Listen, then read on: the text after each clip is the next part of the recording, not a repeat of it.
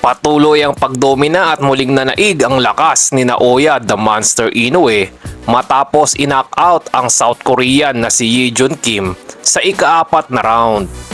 Nanatiling undisputed sa super bantamweight at wala pa rin talo si Inoue.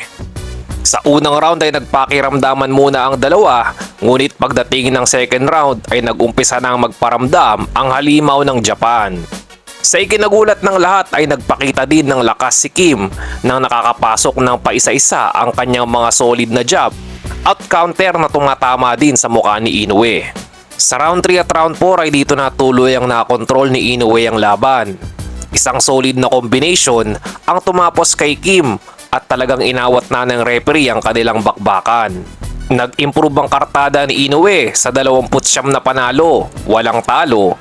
26 sa kanyang mga panalo ay by way of knockout. Ayon kay Aro may dalawang laban pa ngayong taon si Inoue. Magbabalik Amerika daw si Inoue sa isang laban kontra kay Alan Picasso ng Mexico ang kanilang niluluto ngayong Mayo. At bago matapos ang taon na isang all-Japanese superstar showdown ang kanilang niluluto.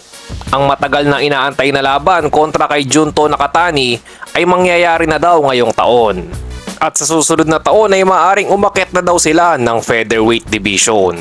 Sa undercard naman na isang upset ang nakuha ng Filipino-Japanese na si Yuni Takada laban sa prospect ng Japan na si Goki Kobayashi via split decision.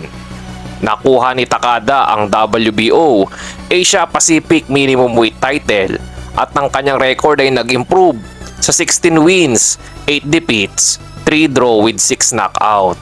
Bumaba naman sa 8 wins, 2 losses with 5 knockouts ang record ni Kobayashi.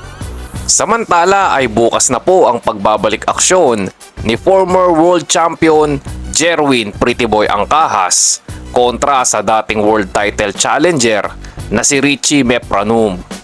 Maglalaban po ang dalawa para sa bakanteng Philippine Super Bantamweight title sa public plaza ng Iligan City. Mukhang dito na nga po sa Super Bantamweight lalaban si Angkahas na nahihirapan ng maabot ang dati niyang mga timbang na Super Flyweight at Bantamweight Division.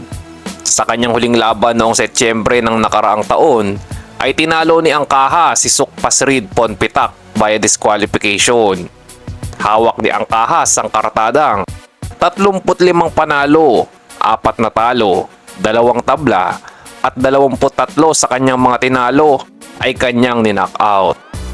Ang veterano namang si Mepranum ay may record na 38 wins, 9 defeats, 1 draw with 12 wins by way of knockout.